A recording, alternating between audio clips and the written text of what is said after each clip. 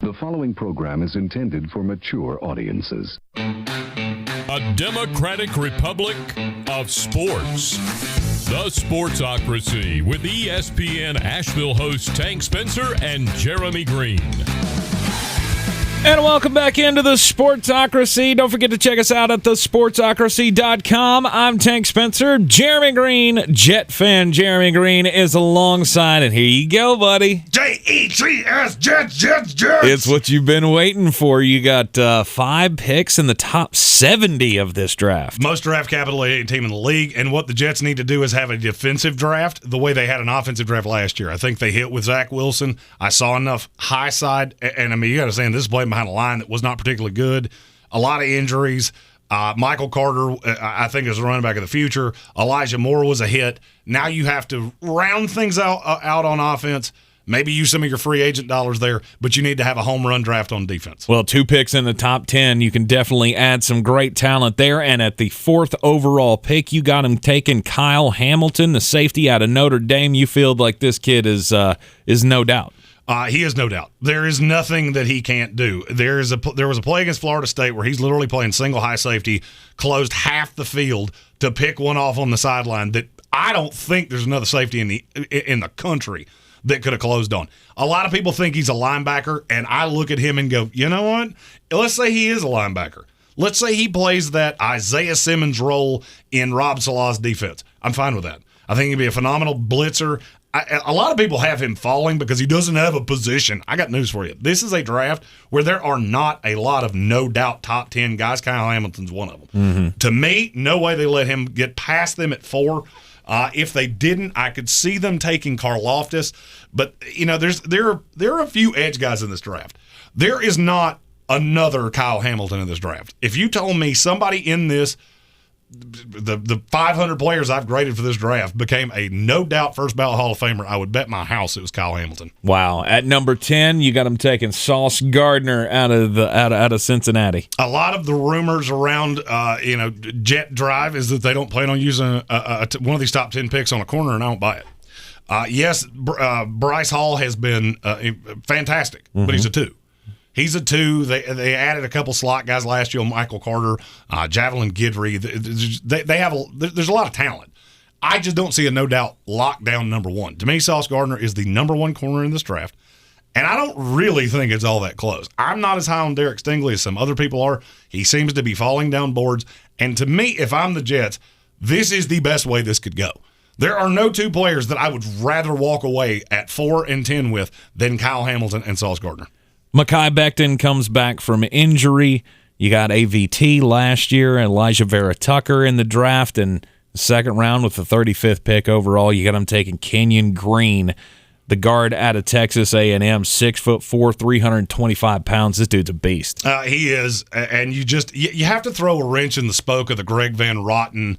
And yes, I called him that on purpose. Yeah, over there on the right side. I understand Laurent Duvernay-Tardif, who they got basically for free in a trade with the Chiefs. He was fine, but I don't know that you're going to bring him back. Even if you do, Kenyon Green is one of those players that is a long-term play because I think he's the best guard in this draft, and I don't really think it's all that close. Really, but I do think he's a guard. And that's under the assumption that Equanu's played at tackle because I keep seeing him going at 1 to Jacksonville, which is stupid. But let's just say whoever takes him to be a tackle.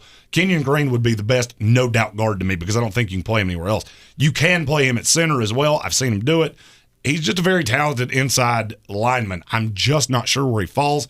When I came back around to the 2nd-round pick of the Jets, it was a very clear no-doubt choice to me. Also in the 2nd round at number 38, you got him taking Cameron Thomas, the edge rusher out of San Diego State. One thing, if you followed Rob Saleh when he was with the San Francisco 49ers, he loves multiple linemen. Cameron Thomas is a multiple lineman, 6'5", 260 out of San Diego State. In that Rob Saleh 4-man front, I can see him playing on the inside. I can see him playing on the outside. I just have this vision of a Carl Lawson, John Franklin Myers, Cam Thomas, Quentin Williams, front 4, and that will get pass rush the way that Rob Saleh wants to get pass rush without having to blitz. I like this kid. The biggest knock on him, he's not super twitchy. He's not going to blow the combine away. To me, he's just a poor man's George Karlaftis.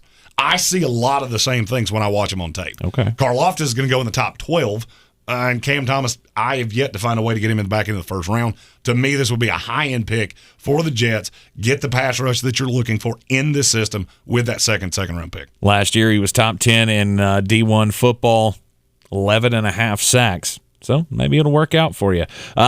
Isaiah Likely, the tight end out of Coastal Carolina. You got him going to your Jets with the 69th pick overall in the third round. One of the things that you always have to look out for from the Senior Bowl is watching teams take guys that they coached in the Senior Bowl. This is the one that jumped off the screen to me because he fits exactly what it is that they're looking for. I could see this kid being a George Kittle type, which you obviously need. The Jets had a Tyler Kroft, Ryan Griffin, spin the wheel of fucking doom and despair. Kenny Yeboah.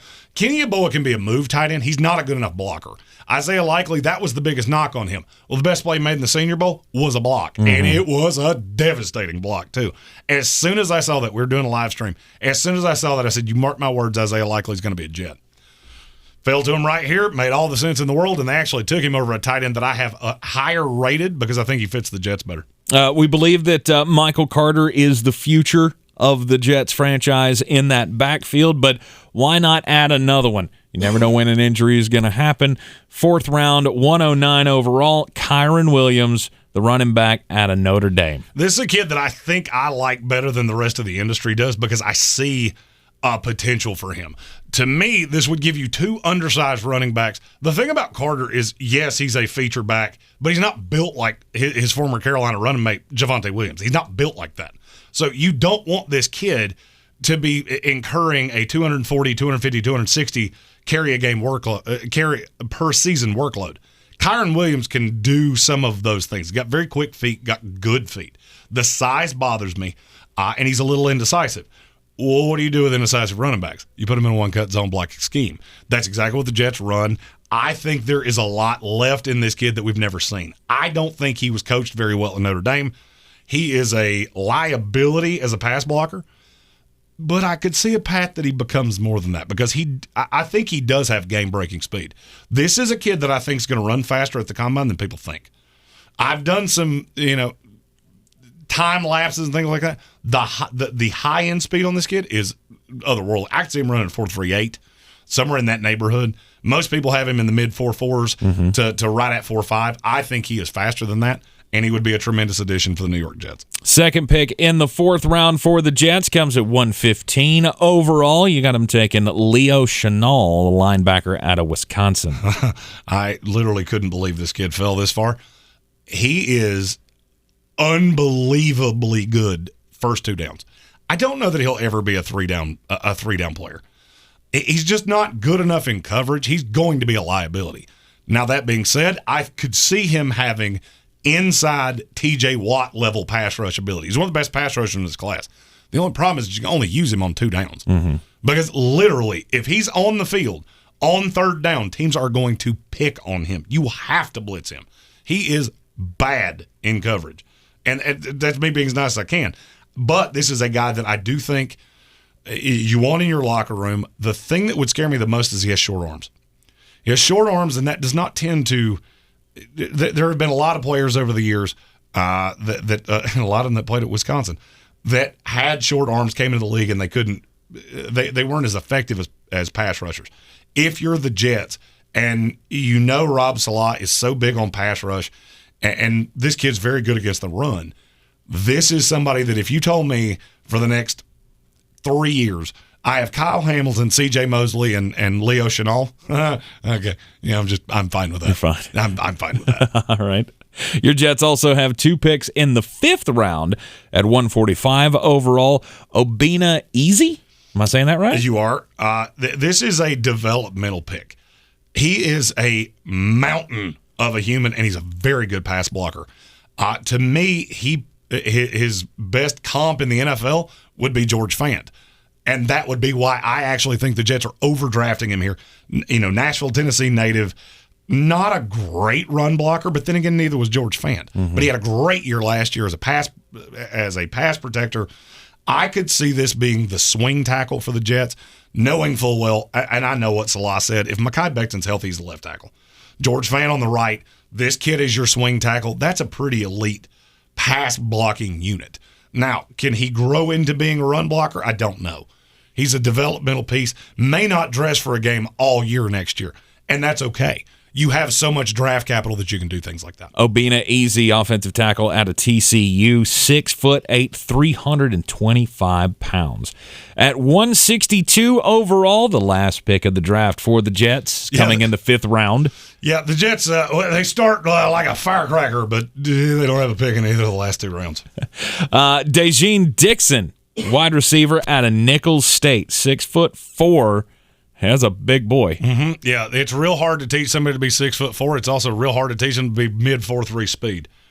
The only problem, he doesn't really do anything else all that well. Wow. Not a good route runner, but he's had a good pre-draft process so far. This is a kid I really want to see at the combine.